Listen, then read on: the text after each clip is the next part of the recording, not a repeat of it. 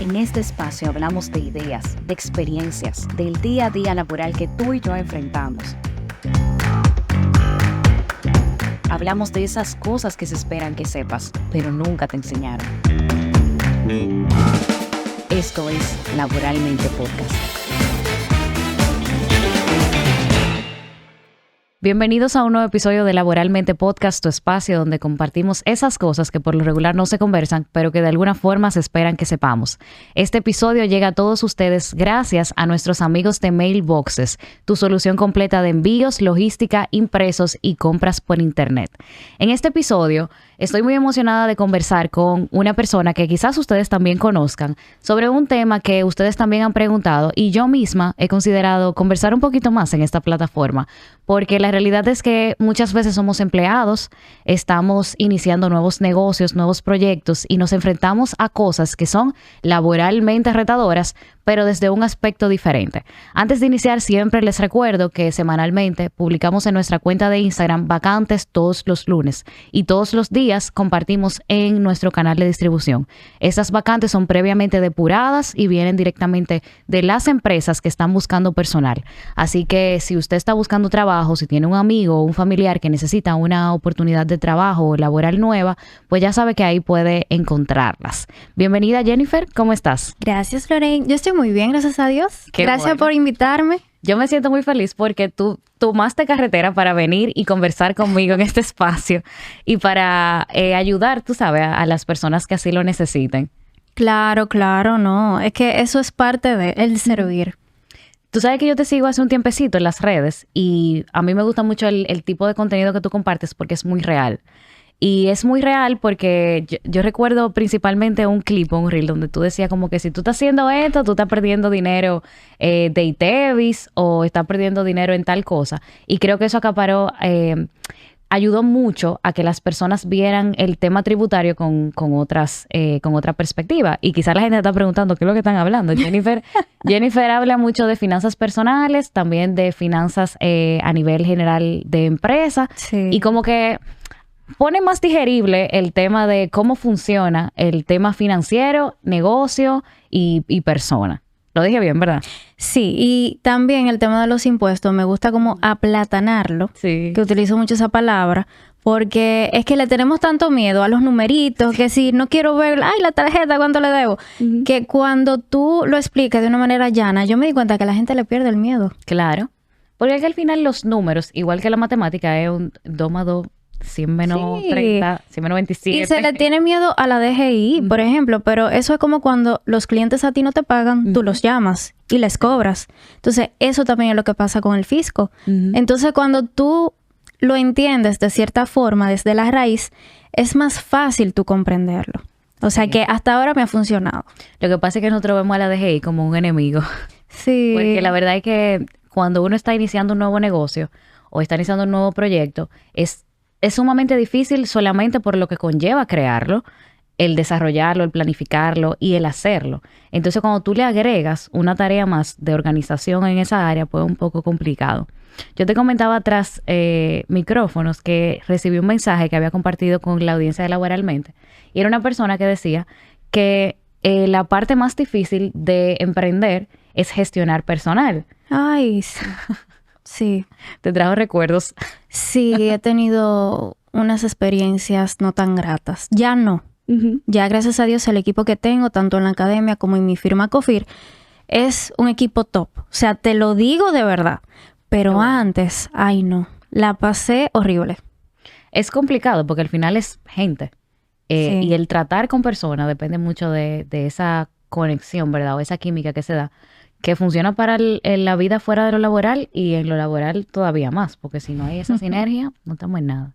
Yo recuerdo con ese comentario, a mí me llamó mucho la atención algo, porque yo decía, ok, son demasiadas las cosas complicadas de crear un nuevo negocio. O sea, son muchas. Y el hecho de decir que lo más difícil es gestionar personal, a mí eso me llamó mucho la atención. Y por eso yo decía, tú sabes, sería interesante conversar con Jennifer. Quizás las cosas que para mí son realmente un reto o cosas más difíciles o complicadas de iniciar un nuevo negocio, que quizás no nos la dicen, como tú bien decías, el tema tributario. O sea, esas son cosas que no sabemos. Entonces, dentro de tu experiencia, a mí me gustaría que conversáramos un poco sobre esas cosas que tú ves en esos emprendedores que se chocan con esa realidad cuando inician. Mira, todo lo desconocido da miedo y solemos repelar las cosas que si a ti te fue mal, tú tuviste una mala experiencia con un empleado, cuando yo tengo una empresa, ya yo voy a tener esa disposición, esa predisposición. Bueno, tengo que tener cuidado porque a Lorraine le fue mal, porque... Entonces, aprendemos también del ejemplo de los demás, lo cual podemos tomarlo de referencia, pero no siempre es así. Tu situación puede ser diferente a la mía y a la experiencia que yo voy a tener o a la experiencia que tengo. Pero como yo trabajo con tantos emprendedores, dueños de negocios, no es coincidencia que todos hemos tenido alguna mala experiencia con el personal. Y para mí, la primera mala experiencia que tuve fue hace aproximadamente 1 año y medio. Ok. Sí, hubo un complot, dijeron algo que no era cierto de un cliente y después cuando fui a investigar las conversaciones me di cuenta que el equipo me estaba mintiendo. Eso para mí fue una decepción muy grande y tuve que reestructurar todo desde cero. Entonces, cuando tú confías y luego te das cuenta y uno se pregunta, ¿y en qué yo fallé? O sea, yo fui demasiado buena. O le di demasiada confianza. O no comuniqué bien lo que se quería hacer o lo que se pretendía hacer. Entonces, son cosas que uno tampoco se la puede tomar personal porque a fin de cuentas, muchas veces tiene que ver con la forma de ser de las demás personas. Ahora, ¿qué yo debo hacer para atraer a mi empresa personas como yo quiero que sean? Y que sea su esencia, no que tú pretendas ser de una forma para poder trabajar conmigo. Y ahí yo creo que el rol de ustedes como gestores de recursos humanos es tan importante, como hacer esos análisis psicológicos, validar también cuál es la visión a largo plazo de ese empleado. Es decir, que son demasiadas cosas que muchas veces no le damos la importancia que tienen, ya enfocándonos en la parte de recursos humanos. Tú sabes que con ese tema en recursos humanos, a veces le damos tanta responsabilidad a eso, de que sí, es un trabajo sumamente importante, pero hay una realidad que es la que se va creando en el día a día del trabajo, que es la mecánica que yo tengo de cómo, por eso yo decía, si no comuniqué, o sea, cómo yo estoy comunicando las cosas, yo estoy diciendo realmente lo que yo necesito, la gente entiende cuáles son los valores de esta empresa, de este negocio, que ahorita a mí me gusta mucho un comentario que escuché que decía, ¿cuándo tú dejas de ser emprendedor y tú eres empresario? ¿Cuándo sí. El hobby, cambio? Yo digo que el hobby se convierte en negocio. Exacto. Entonces, como que todo eso influye al rendimiento de la persona, evidentemente. Hay gente que no importa lo bien que tú comuniques, lo bien que tenga la visión de la empresa, lo bien que esté todo organizado, simplemente no va a conectar con ella, no va a aportar y bueno, pues o van a pasar cosas negativas como tu experiencia, que es sumamente desagradable y sumamente doloroso, porque no podemos nunca quitar la parte emocional que nos afecta. Porque imagínate tú, iniciando un proyecto nuevo que tú concebiste con mucho trabajo, tú le estás diciendo a una persona, ok, ven, vamos a hacernos parte de esta idea de negocio, de este sueño quizá en alguno de los casos, y entonces de alguna forma u otra te decepciones con algo que pueda perjudicar ese sueño, ese negocio de lo que tú has construido en ese momento. O sea, ese tipo de cosas que conllevan tanto. Es verdad que gestionar personal es difícil y mucho más cuando se está empezando, porque al final tú tienes que aprender a confiar en gente que quiera entender lo mismo que tú entendiste de tu negocio. Sí, y tú sabes qué pasa. El choque de realidad cuando tú te das cuenta que tú también estás cometiendo errores y que tú tal vez lo pudiste hacer mejor, el ego que solemos tenerlo ahí arriba hace así, se desinfla. Porque es como un choque de realidad, como que tú ves, tú no te lo crees, tú no te lo sabes todo. Tú no puedes creer que te lo sabes todo. Porque esa gestión de personal que tú estabas teniendo no es lo que te funciona a ti. Entonces vamos a intentar ahora de otra forma.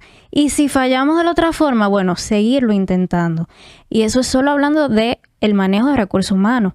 Pero lo mismo aplica cuando tú quieres tener una estrategia de ventas como emprendedor o como empresario. Cuando tú quieres hacer un cambio en el producto, todo es prueba y error. Exacto. Entonces ahí es que viene, por experiencia, o por lo menos la mía, el desgaste a veces de tu emprender y de lo que nadie te dice. La prueba y error desgasta emocional y económicamente. tiene su parte bonita cuando ya tú descubres lo que te funciona en todos los aspectos. Pero mientras tanto, hay muchas altas y bajas. Totalmente. Y yo quisiera saber, quizás, si te llega a la mente, ¿cuál tú crees que es la primera sorpresa que con la gente se topa luego de empezar a emprender? Algo que, por ejemplo, yo veo siempre y que, de hecho, aprovecho y menciono, le pasó a alguien conocido hace poco, es que empezamos un negocio y lo primero que hacemos es crear una cuenta de Instagram. Eso es lo primero. Entonces ahí decidimos un nombre muy chulo, lo que sea, pero ni siquiera lo registramos. Ay.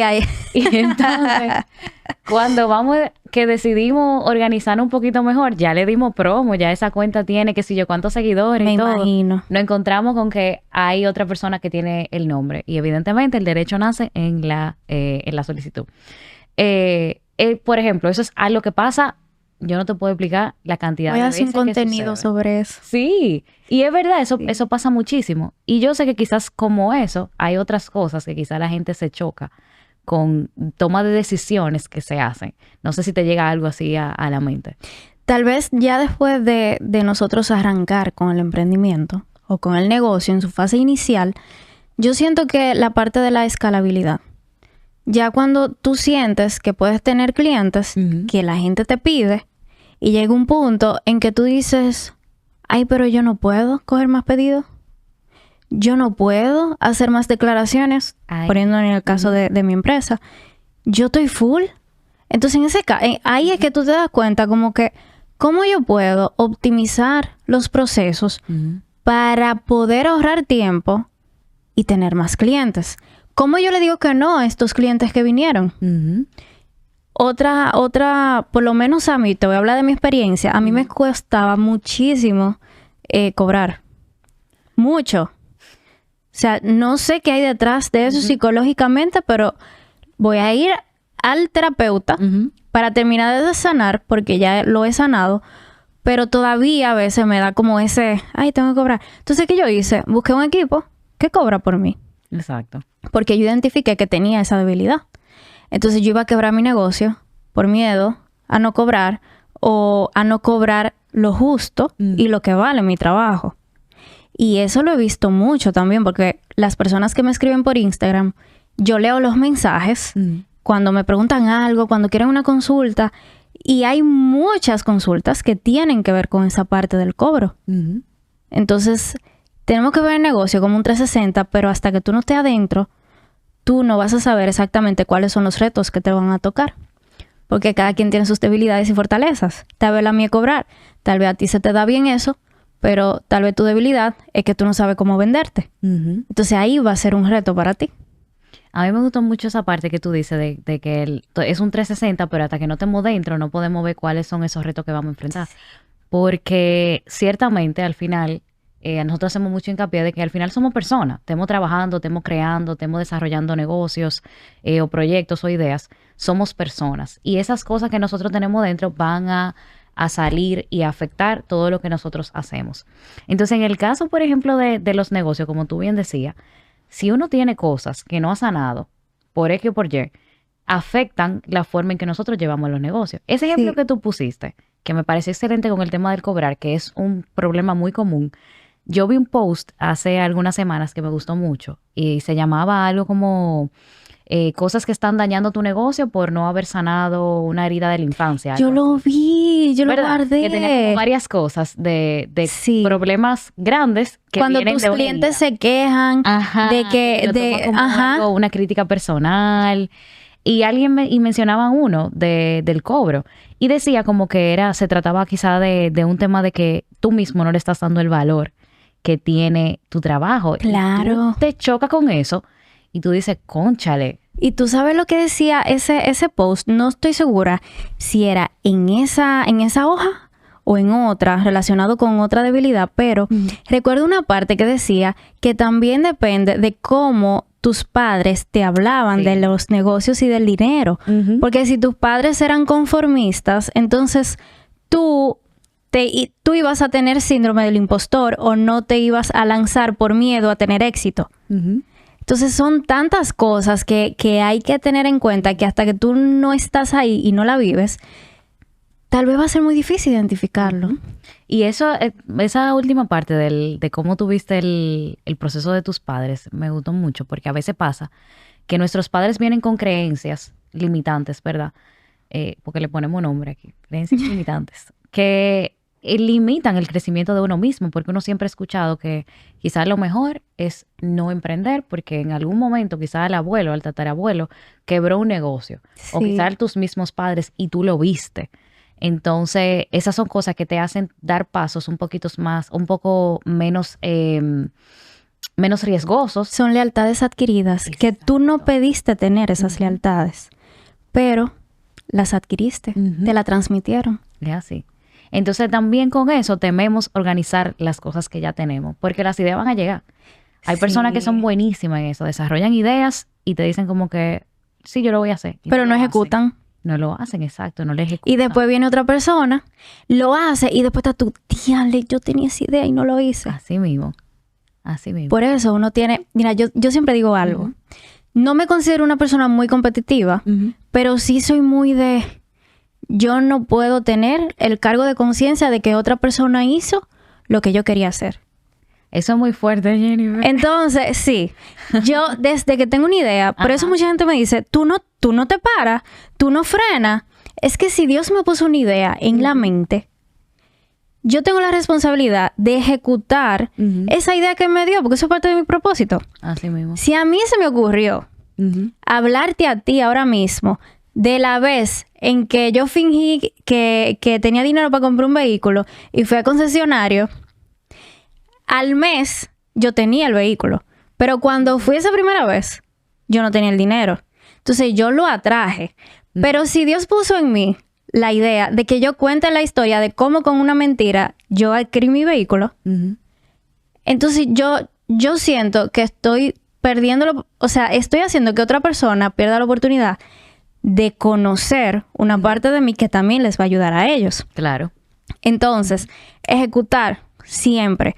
Porque el que no ejecuta pierde tiempo y otra persona se te va a adelantar y tal vez otra persona le pasó algo similar y lo dice. Y esa persona va a hacer lo que yo quería hacer o lo que yo quería lograr.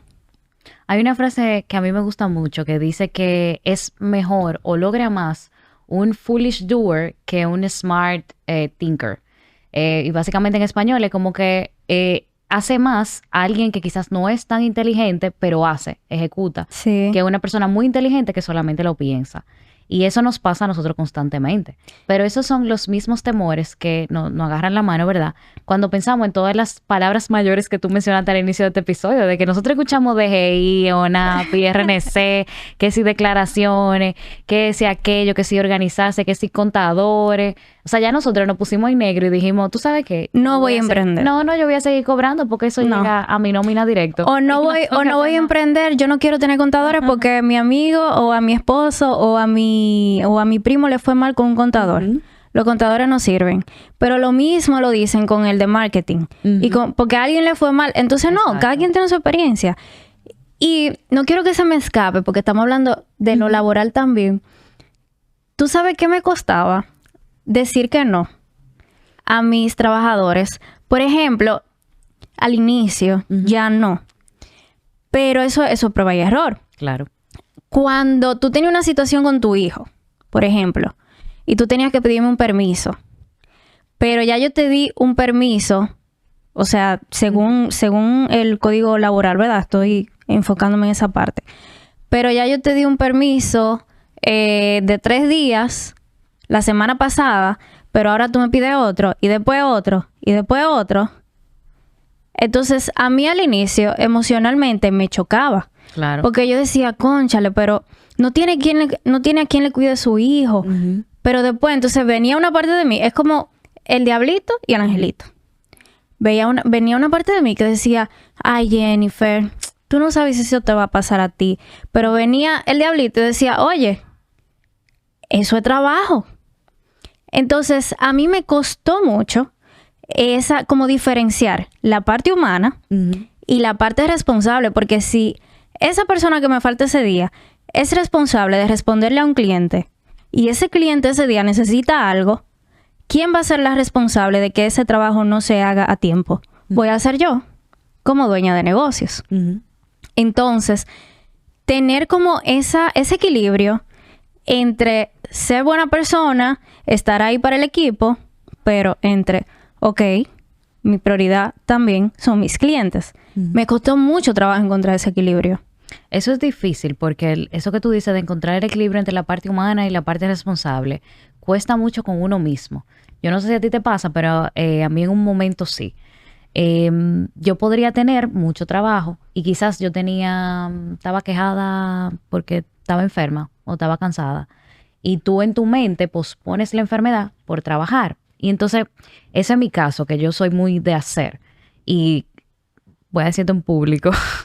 Dale. Pero a veces yo veía las cosas como esa, porque he cambiado. Veía las cosas como esa como un inconveniente. O sea, como que me enfermé. ¿Qué inconveniente? O sea, el inconveniente era la enfermedad. Exacto. ¿Qué inconveniente que me enfermé porque yo tenía cosas que hacer? Esa era mi mentalidad. No lo expresaba así, pero así era que funcionaba mi mente. Entonces, cuando tú eres una persona así, de cierta forma, tú esperas eso mismo de la otra persona. Porque se supone que está viendo tu nivel de responsabilidad. Pero eso no funciona así. Cada quien es diferente. Claro. Y tú te vas a encontrar con múltiples formas de pensar que no está mal.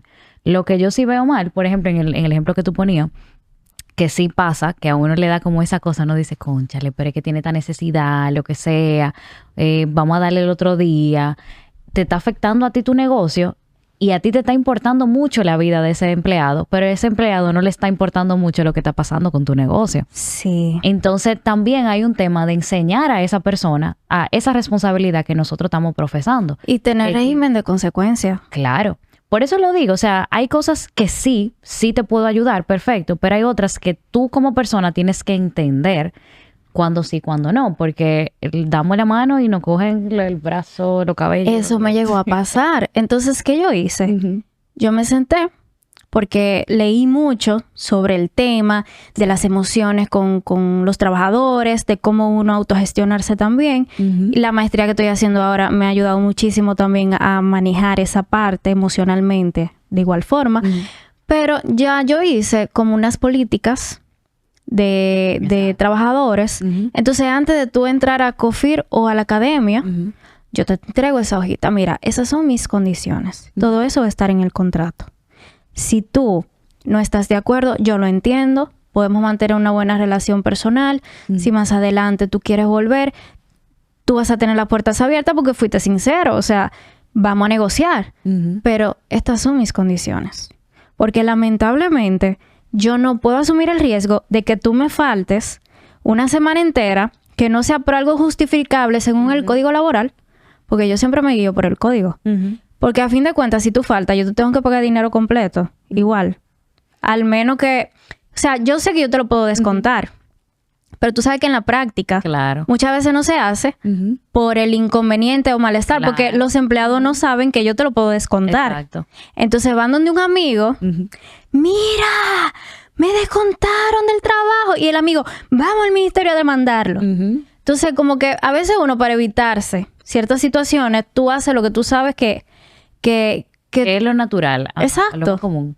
Entonces, como que ese tipo de gestiones me ayudó bastante a yo también cambiar el chip. Al final, todo lo que queda claro no es un inconveniente a futuro. Pueden darse malentendidos, pero si vamos a una claridad de lo acordado, pues entonces, tenemos expectativas alineadas. Que yo creo que nosotros fallamos mucho ahí, en esa área. Y nos pasa factura grave después, cuando nos hace falta esa claridad. Porque nosotros, tú ponías el ejemplo del contrato, nosotros podemos tener una expectativa de que esta persona siempre va a estar conmigo, de que se va a manejar de esta forma, pero la expectativa de trabajo de esa persona es muy diferente. Totalmente diferente. Y está bien, perfecto, pero no es conmigo, es con otra persona.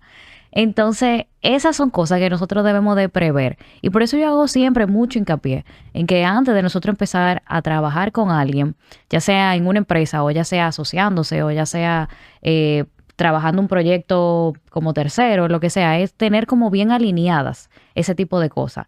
Valores, qué queremos lograr, tenemos la misma visión. Al final... Yo vi un video hoy que me gustó mucho, ahora lo recordé, que ella hablaba, era una persona, un speaker, estaba hablando exactamente de eso, del tema de la sociedad. Y decía como que, mira, yo puedo tener una amiga que es buenísima, Pero yo cuando estoy haciendo una pirueta en el aire, en el circo, mi amiga que está aquí abajo, que se supone que tiene que atraparme, se distrajo porque le llegó un mensaje. La amo, la adoro, pero no es mi socia, ella decía. Porque en el negocio, yo lo que necesito es una persona que me atrape cuando yo baje de dar la pirueta. Entonces, esa misma, no es intensidad la palabra, pero esa misma... reciprocidad. Exacto. O sea, como que esa misma visión tiene que ser compartida. Porque si no, estamos en nada. No vamos a llegar nunca a un objetivo real. Y yo creo que eso es uno de los retos más difíciles que tienen los emprendedores o nosotros los emprendedores cuando iniciamos proyectos. Encontrar personas afines a nosotros con la visión de lo que estamos logrando. Yo tengo una teoría que a mí me ha funcionado y se lo dije a mi gerente hace como un mes más o menos, que tuvimos una situación y yo le dije, mira, mi Derling, ella es la gerente de Acofir, mi firma, y yo le dije, mira, es que una buena persona nunca va a ser un mal empleado. Una buena persona, si no se siente a gusto contigo, si es una persona de valores, si en su casa, si en su diario vivir le enseñaron la lealtad, la responsabilidad, si no se siente cómodo contigo, se va a sentar contigo probablemente y te va a decir, mira, ya mi círculo en esta empresa terminó, ya yo quiero explorar otras cosas. O sea, como que te lo dice, porque si lo hace de otra manera, se siente mal de haberlo hecho de otra manera. Claro. Entonces, después que yo como dije, ven acá, cuando yo esté buscando personal, yo voy a buscar personas que tengan valores y que yo sienta que son buenas personas. Que no sea, o sea, como que ese egoísmo o el ego no sea tan notorio porque todos lo tenemos, pero que se sienta un equipo y que si yo te digo algo, tú sientas que también me lo puedes decir tú, pero que siempre nos tratemos con respeto. Y tú no, como que no tengas esa actitud de superioridad, ni yo tampoco.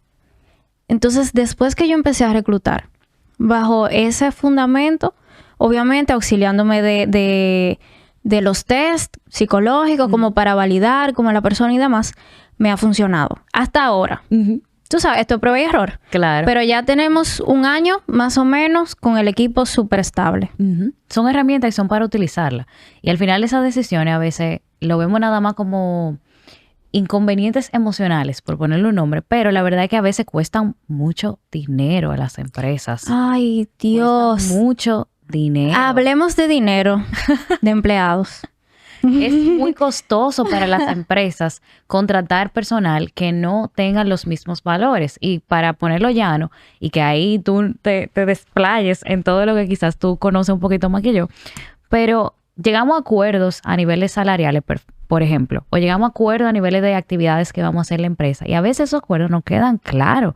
Y la persona entiende o sobreentiende que las cosas deben de ser de otra forma. Tenemos un conocimiento incompleto y actuamos contra la empresa simplemente porque podemos ganar un dinero. Vamos al Ministerio de Trabajo, como el ejemplo que tú ponías ahorita, y hacemos un proceso que quizás puede terminar en algo positivo para el empleado, como no. Y simplemente lo que estamos haciendo es agotando recursos en una batalla que al final no era necesaria si tuviéramos el mismo conocimiento, tú sabes. Y la asesoría legal, laboral, es tan importante. Yo te voy a decir algo que no me atrevería a decir si yo no estuviera embarazada. Pero yo lo voy a decir porque yo estoy en la situación. Pero las embarazadas muchas veces, y te lo voy a tirar así, somos una carga económica para las empresas. Muy fuerte. Sí, es fuerte. Yo estoy embarazada, no sé lo que me vaya a pasar en la vida, si me tengo que volver a emplear, yo lo voy a hacer, porque es un trabajo digno, un empleo. Pero, ¿por qué lo digo? Mira, yo he visto casos de clientes donde le pagan un año completo el embarazo a las trabajadoras. Lamentablemente están embarazadas, tienen un embarazo de alto riesgo, no pueden trabajar. Sí, ahí es bueno aclarar que, por ejemplo, tú tienes la licencia de maternidad y tú tienes, hay cobertura para eso, pero dura mucho dura mucho y tú sabes que tiene un límite de licencia también. Esa es la práctica, para poner la comparación, porque tenemos la teoría, ¿verdad? Sí. Perfecto, si está cubierta la licencia. O sea, el antes o después que tú tuviste que irte o las vacaciones que tú tomaste junto con la licencia, eso tú se lo vas a pagar igualito. Una cosa no tiene que ver con la otra. Y como tú decías, que ahí viene la práctica, lo que tarda en... Tú ahí eres más experta que yo. Te voy a decir este caso. Porque yo soy contadora. Yo no soy experta en derecho laboral. Pero mira, yo tuve un caso de una empresa. Ya de eso hace un tiempito. La empleada salió embarazada. Y desde la semana número 2, o sea, ella anunció que estaba embarazada, muy bien, ay, qué chulo. Wow, de la semana número 2. 2 semanas después de eso, del anuncio, ella empezó a tener un embarazo de alto riesgo, lamentablemente. Y el médico le dio licencia, pero la licencia era renovada cada mes. Y llegó un punto en que cuando tú sometes la licencia, o sea, eran 7 licencias antes del embarazo. No la licencia del posparto. Entonces, se hizo la solicitud de subsidio, pero la solicitud, o sea, el reembolso no llegó completo. El reembolso duró 6 meses en caer. Entonces, mientras tanto, la empresa tuvo que pagar esos fondos, o sea, tuvo que pagar salario, salario 13 o salario de Navidad. Y eso quizás significa pagarle, en alguno de los casos, también. pagarle a otra persona que haga su trabajo, en el mejor de los casos. Que se hizo. Exacto. Era una secretaria. O sea, ese negocio no se podía quedar sin esa secretaria. Entonces, a eso me refiero, ya para extender un poco la explicación, porque digo que muchas veces, cuando nosotras estamos embarazadas, representamos en algunas ocasiones un cargo para la empresa, porque hay muchos subsidios, pero a fin de cuentas la empresa tiene que contar con ese flujo. Si la empresa está en una mala racha económica, fácilmente tiene que buscar un préstamo para poder hacer frente a ese gasto adicional. Y otra cosa también, aquí, por ejemplo, yo siento que en las universidades se debe dar clases de derecho laboral, de impuestos, para que todo el mundo conozca esas partes que todavía están un poco escondidas y esos detallitos, porque aquí hay muchos subsidios también para los trabajadores. No todo es malo. Hay muchas ayudas, por ejemplo, subsidio de lactancia, de enfermedad común, de riesgo laboral.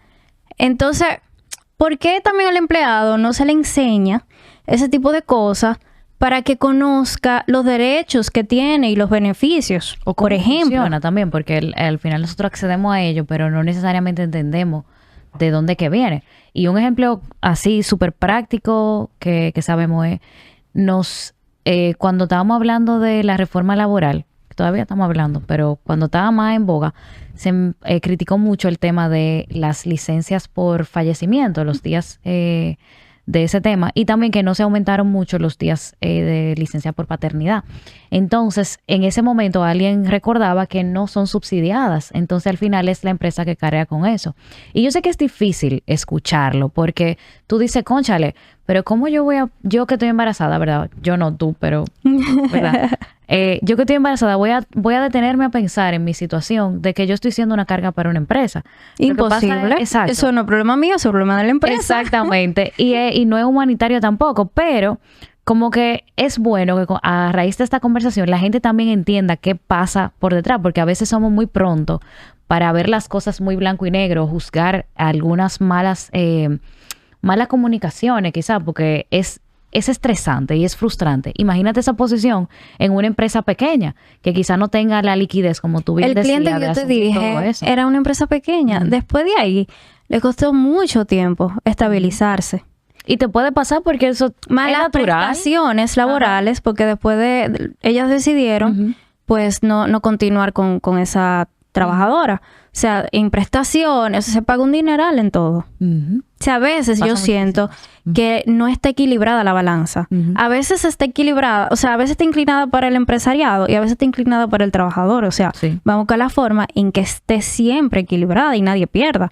Pero lamentablemente no siempre es así. Es difícil y honestamente no lo veo por ahora. O sea, estamos hablando de esto en el marco de una reforma ahora mismo en la actualidad y no hemos llegado como a ese nivel, porque honestamente nos falta mucha educación.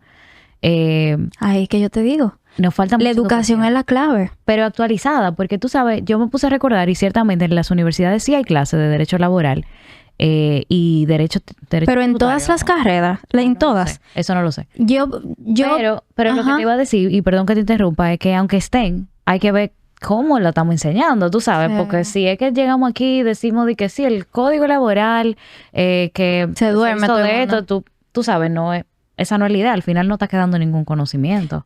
Te quiero hacer una pregunta. Tú me estás entrevistando, pero es una conversación. Una conversación. Según tu experiencia, tú que trabajas en esa área de recursos humanos, ¿hacia dónde está más inclinada la balanza actualmente? Te lo pregunto como empresaria, que trabajo con empresarios. Claro, que día a día pasan por diversas situaciones. 100% al empleado, siempre. O sea, por eso siempre la gente dice que tú buscaste un problema con un empleado, tú fracasado. O sea, mejor tú hacer las cosas claras. Tú ves que las empresas no juegan con las cosas que tienen que presentar al Ministerio de Trabajo. A veces prefieren pagar más. Exacto. A tener algún problema. Porque al final siempre favorece al empleado, en su mayoría. Pero eso es la realidad. Esa es la realidad porque mira lo que pasa. En teoría, si nos vamos al código laboral, favorece al empleado. Pero la realidad es que quien tiene poder práctico es la empresa, porque la empresa es la que tiene flujo de dinero, porque tú eres mi jefe, porque tú tienes un poder psicológico sobre mí. Entonces al final tú tienes más poder que yo. Pero yo necesito un defensor. Y ahí entra ese código laboral que ampara y que cuida a ese empleado. Pero, evidentemente, yo digo cuidar al empleado, pero debe de cuidar a los dos, tú sabes, porque para que exista un empleado tiene que existir una empresa. Para que se pague impuestos tiene que existir la empresa. Claro. Pero yo siempre digo, no todos los empleadores son buenos y no todos los empleados son buenos tampoco. Entonces, yo sí siento que las personas que son buenos empleadores merecen tener buenos empleados. Entonces ahí es que volvemos a lo que tú estabas diciendo sobre el tema de buscar personas que sean iguales a ti. Claro. Definitivamente. Es difícil eso, Jennifer. Es difícil. Muy. Y a veces nos engañan también, porque eso es parte de... Sí. Aquí la gente aprende muchas formas bonitas de cómo pasar una entrevista. Y quien de verdad necesita un empleo y tenga los valores alineados a esa empresa, le va a servir muchísimo. Y qué bueno, una oportunidad. Pero yo no puedo hacerme de la vista gorda de que esto lo escucha todo tipo de personas. También pueden ser personas que simplemente no tienen un destino laboral muy definido, no se sabe. Yo lo que quiero es pasar esa entrevista para llegar a un trabajo y tener un seguro. Eso pasa mucho. Entonces déjame tomar estos tips para yo pasar. O déjame quedarme aquí mientras tanto. Exacto. Para ver qué aparece después. Exacto, que pasa mucho también. Es complejo el asunto. Entonces, déjame ver. Yo escuché la semana pasada también algo muy interesante de cosas que le pasan a los emprendedores. Y esta persona me hacía como mucho hincapié en eso. Y yo me acuerdo que yo le decía, yo lo sé. O sea, como que, ok, me queda claro. Eso yo lo sé, tú sabes, se lo puede decir a otra persona. Cuando estamos empezando, por lo regular, tendemos a no ser muy formales. Porque estamos empezando, quizá estamos vendiendo productos y estamos como haciendo esa clientela y a medida que vamos recibiendo clientes, como tú decías al inicio, pues vamos viendo cómo lo vamos haciendo. Después necesito ayuda, busco una persona que me ayude, pero no formalizo esa relación y simplemente tengo una persona ahí que me está ayudando. El negocio sigue creciendo, todavía no he formalizado nada, solamente estoy creciendo. Formaliza es entrar en TCS. Exactamente. Okay. Como que todavía no tengo ni siquiera tengo un contrato con esta persona. Simplemente esta persona está aquí ayudándome y estamos creciendo. Entonces a veces ese tipo de informalidad es la que hace que te toquen a la puerta esa persona, ese fisco, ¿verdad? O también el Ministerio de Trabajo, después de que esta persona dice, ven acá, pero yo tengo 5 años trabajando aquí y ¿cómo va a ser que yo no tengo participación en utilidades o a mí no me dan salario de Navidad?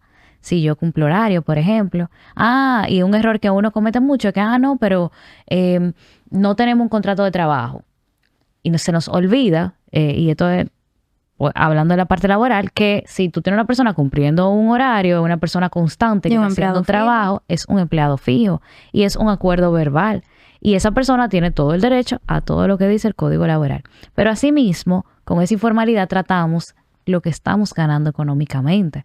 Entonces pasan 5 años, hemos crecido muchísimo y yo no le he pagado un chele a la DGI porque la factura que yo estoy haciendo, las facturas, yo agarro una facturita. O sea, estás informal con la DGI también. Exactamente. O sea, no tú. No, yo no. Yo no. Pero pasa mucho. Entonces después, cuando viene ese de allá para acá, que por ejemplo, tú le vendiste un producto a una empresa que reporta con comprobante fiscal y te genera un comprobante fiscal a ti, y la DGI se dio cuenta que tú no estás reportando nada, que eso pasa así mimito, y se da cuenta que tú hace rato que estás cobrando muchísimo, sí. Es bien fuerte. Y son consecuencias muy fuertes. Tú mencionaste el escenario informal o los 2 escenarios informales más comunes de este país. Y tú sabes que está pasando mucho ahora, que se te acerca alguna compañía y te ofrece un verifone. ¡Ay, mira! Tú tienes un negocio, tú tienes un colmadito. ¡Ay, no te preocupes! Mira, toma ese verifone, fírmame este contrato, dame tu cédula y no te preocupes que ya tú vas a empezar a cobrar con tarjeta. Y tú, ¡ay, qué chulo! Claro que sí, ven, dame la tarjeta, yo la paso. Lo que no te dicen es que ese verifone, o sea, la compañía que te entregó el verifone está obligada a enviarle a DGI un listado de las ganancias que tiene.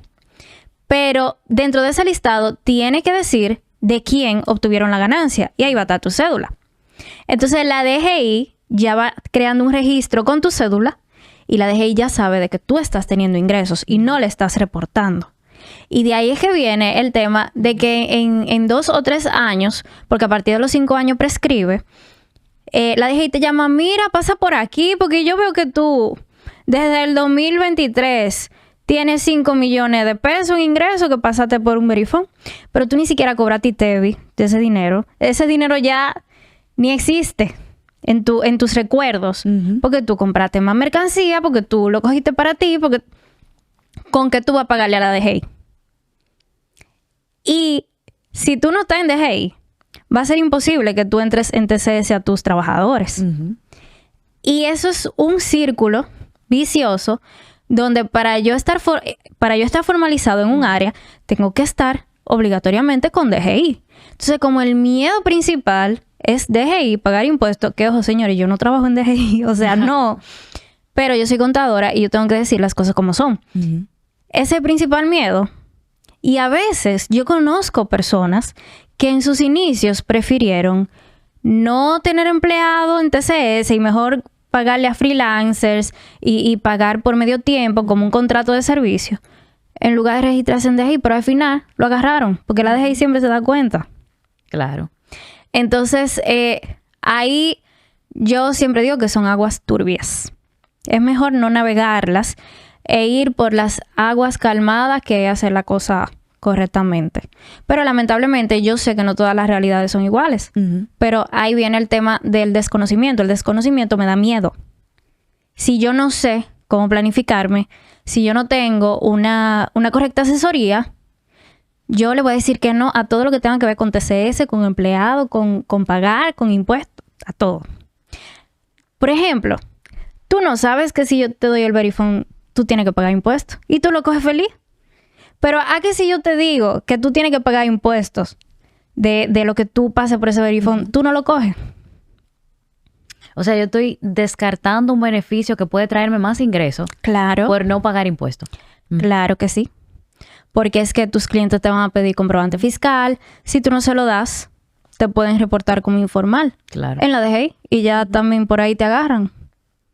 Entonces, ahí yo siempre voy a recomendar tener a alguien de confianza que te asesore para que tú desde el inicio te organices y hagas las cosas bien. Ahora, es una inversión. Porque si tú estás empezando un negocio, tú no vas a saber hasta que inicias cuántos ingresos o cuántos clientes te van a llegar. Y ahí entra miedo. Yo lo he sentido, ese miedo. Wow, invertir tanto sin tener la seguridad de que voy a ganar dinero. Registrarme en DGI sin saber si me va a ir bien o mal. Entonces, esas son situaciones reales que pasa el emprendedor al inicio. y confunden también, tú sabes, porque ese mismo miedo a uno hace que se le olviden las bondades de lo mismo, porque nosotros escuchamos DGI, qué miedo, pagar X, whatever, pero tú decías algo importante, si no estamos en DGI, no estamos en TCS. Entonces, como tú decías, un ciclo. Pero estar en TCS, por ejemplo, cotizar y tener los empleados ahí, te ayuda a ti a que si una persona tiene un accidente laboral, esa persona está cubierta por los riesgos laborales. O sea, como que son todo ese tipo de cosas que si pasan en tu cuidado, tienes que asumir tú. Y te sale mucho más En una costoso. demanda se te van millones. Claro. Fácilmente. ¿Qué pasa diariamente? O sea, no nos podemos hacer la vista gorda de que esto no pasa. Esto pasa mucho. ¿Por qué no se habla de eso? O sea, es como una pregunta existencial. Ujú. Porque sabemos que pasa, Sí. pero nadie habla su experiencia. Nadie... Sí. Gracias a Dios nunca me ha sucedido. Ujú. Pero tenemos un tabú también con esos temas de empleados que si a alguien le pasa y cuenta su experiencia, yo creo que todo el mundo se puede educar Sí. y aprender de la experiencia. Lo que pasa es que yo creo que hay una mezcla de varias cosas. Primero, las personas que toman la iniciativa de tomar acciones legales contra las empresas se dividen en dos. Está la persona que en verdad no tienen tanto conocimiento y fue como que alguien le dijo, un abogadito pica pleito, dije, ven, vamos a pelearle ese dinerito, que sí o qué, y entonces dicen, sí, vamos, y se buscan un problema que tarda un tiempo, porque esto no es algo de que de la noche a la mañana, aunque por lo regular las sentencias laborales son un poco más rápidas que las normales, según he escuchado. Y está el otro tipo de persona que piensa muy bien lo que va a hacer, porque no podemos nunca hacernos de la vista gorda de que tú entrar en una contienda con un empresario es algo complicado. O sea, puede ser, es difícil esto, es difícil, porque, ok, pasamos, se hizo el proceso, quedó claro qué pasó, se hizo justicia, todo el asunto, pero lamentablemente no puedo decir que no es verdad, quedamos marcados a nivel laboral, porque eso se sabe. Si fulano tuvo un problema con tal empresa, fulano es En la también amigo referencia afecta. de otro negocio que puede ser algo similar, y la verdad es que no nos gusta vernos involucrados en ese tipo de problemas, que no pasa en menor escala en cosas que suceden normalmente en los trabajos, pero el derecho está, o sea, tú tienes todo el derecho de ejercer lo que se te entregó. Lo que hay es que ser sabios de cuándo sí y cuándo no, y ya eso depende de uno, o sea, ya eso es completamente de cada quien. No puedo yo, Lorraine, ni laboralmente incitar a que todo se trabaje. Y la verdad es que cuando me preguntan o me consultan, yo nunca doy como primera opción, vamos a demandar, no. Aparte de que no considero nunca una opinión mía como un mandato, ni como algo que la gente debería de tomar como de referencia, tú sabes, sino una opinión. Por lo regular siempre va a ser, vamos a conversarlo, conversa con la persona pertinente. Si esta persona no entiende, conversarlo con la siguiente. Si tú quieres considerar salir de ese lugar de trabajo, vamos a considerarlo. Hay más oportunidades. Como que hay muchas cosas que se pueden dar antes de llegar a un problema a otros niveles. Pero si hay que llegar a esos niveles, pues hay que llegar a esos niveles. Yo pienso igual que tú. O sea, eso tiene que ser la última opción. Sí. También por la carga emocional. Sí.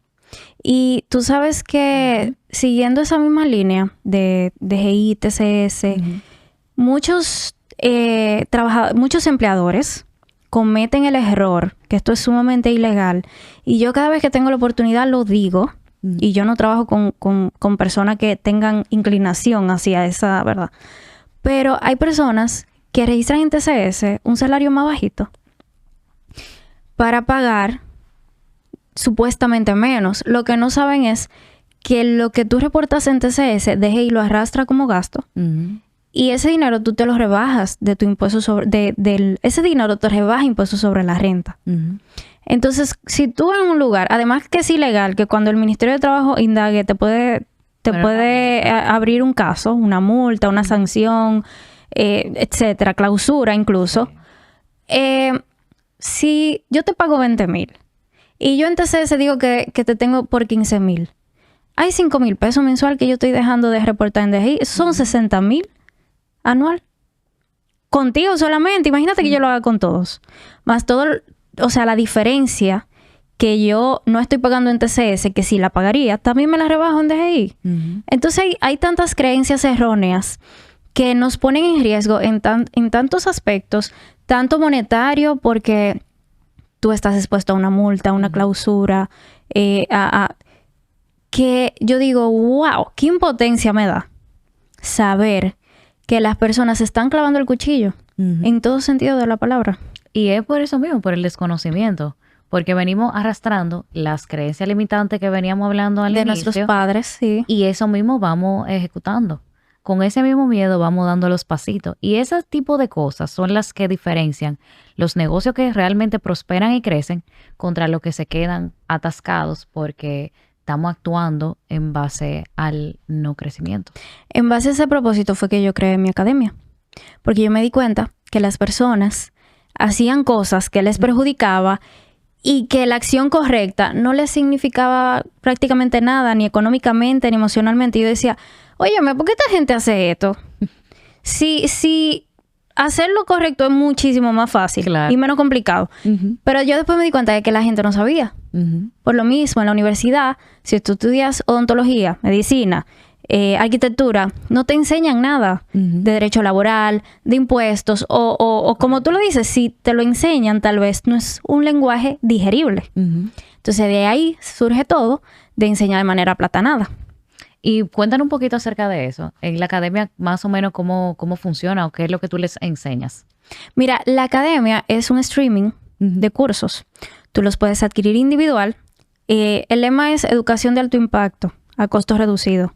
O sea, yo quiero que cualquier persona pueda tener acceso a educación a un costo súper reducido. O sea, te digo que un curso te puede costar 900 pesos o 700 pesos, dependiendo. Porque si tú estás empezando un negocio, yo quiero que tú conozcas los principios que tú tienes que hacer antes y después de formalizarte en DGI. ¿Cuáles son las consecuencias? Pero que tú lo sepas desde antes de hacerlo. O cómo te conviene registrarte con tu cédula o como empresa. Y a veces hay confusión porque en ningún momento este tipo de educación pretende sustituir el trabajo de un contador. Por Dios, yo soy contadora y tengo mi firma. Yo no me voy a quitar mi trabajo. Pero yo necesito que tú midas la calidad de mi trabajo. Y si tú no sabes qué es lo que yo tengo que hacer en TCS, o porque yo te pido la factura mensual, o porque yo te dije que el impuesto sobre la renta este año dio a pagar 500,000, ¿cómo tú sabes que yo soy buena contadora? Tú tienes también que educarte acerca de lo que yo hago, por lo menos tener conocimientos básicos. Exacto. Entonces, en base a ese principio, surge la academia. Actualmente tenemos 50 cursos entre negocios, finanzas, impuestos, y también tenemos el producto de una membresía mensual. Una membresía, bueno, se puede pagar 6 meses o mensual, y es para dar asesoría constante a través de WhatsApp. Mira qué bien, qué bueno que lo mencionas, porque yo creo que muchas personas tienen muchas ideas que no terminan de desarrollar simplemente porque no saben cómo hacerlo, pero ese hacerlo es bien complejo porque no solamente es desarrollar una idea de negocio, que ya tiene su propia complejidad, sino también que hay regulaciones y hay cosas que yo tengo que aprender a hacer o a sacarle el provecho, como tú bien decías, que desconocemos. Entonces a mí me parece muy, muy buena idea esa iniciativa, que corresponde bastante con lo que hacemos aquí, de enseñar esas cosas de forma asequible, que no sea que un conocimiento que tiene alguien allá arriba muy lejos, lejano, que nada más le va bien a X tipo de persona, no, es que hay un conocimiento que tú tienes que salir a buscar y en tu caso tú lo aplatanaste, como tú bien decías, para hacerlo mucho más digerible. Es que yo no voy a usar un término para yo demostrarte que yo sé. O sea, yo no te voy a hablar de... No te voy a... O sea, como muchas... Un respeto a los doctores, ¿verdad? Pero muchos doctores, no todos. Ya eso se está, ¿verdad? Mitigando un poco con las nuevas generaciones. Pero antes tú ibas al doctor y decías, ay, qué sé yo, qué, miocardio, qué... Pero ¿y eso qué quiere decir? O sea, yo no quiero que la gente diga eso de lo que yo enseño. Porque yo lo que quiero es que cuando yo te hable de anticipo, yo te diga, ah, es un impuesto que tú pagas este año y te lo aprovechas el próximo. O sea, es muy diferente. Si yo te digo el nombre y no te lo explico, tú te vas a quedar en el aire. Tú no vas a entender qué es eso. Entonces, me di cuenta que las personas que no son contadores necesitaban eso. Y de verdad que siento que he ayudado a salvar muchos negocios con ese tipo de educación. Qué bueno. Y espero que siga siendo así. Y quizás que no solamente sea salvarlo, sino que desde la concepción del negocio, pues ya tengamos el conocimiento para hacerlo sobrevivir y que entonces pasemos de ser emprendedores a ser empresario quizá más rápido de lo que nosotros podemos pensar. Sí, hay que prepararse. El reto no es fácil, es un reto, como la palabra lo indica, pero hay que tener la mente abierta. Todo lo que venga, todos los obstáculos, ok, ya yo sé cómo no funciona. Vamos a ver si de esta forma funciona. Y si no funciona, seguimos intentándolo. Pero si uno se estanca, entonces no va a crecer. Totalmente.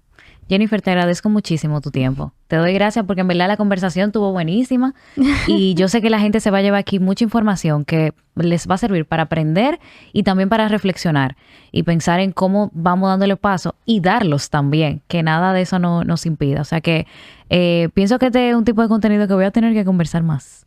Ay, sí. Hace falta. Sí. O sea que nada, yo sé que la gente te va a buscar porque esos cursos, yo sé que la gente lo va a tener que escuchar, yo también incluida. Así que yo voy a dejar todo ahí para que te puedan buscar. Gracias. Yo de verdad muy feliz de que tú me hayas invitado. Sé que duramos un tiempito organizándonos. Vinieron muchas cosas, mucho trabajo y me siento feliz de haber logrado. Finalmente. Gracias y gracias a todos ustedes por siempre escuchar Laboralmente. Nos vemos en la próxima.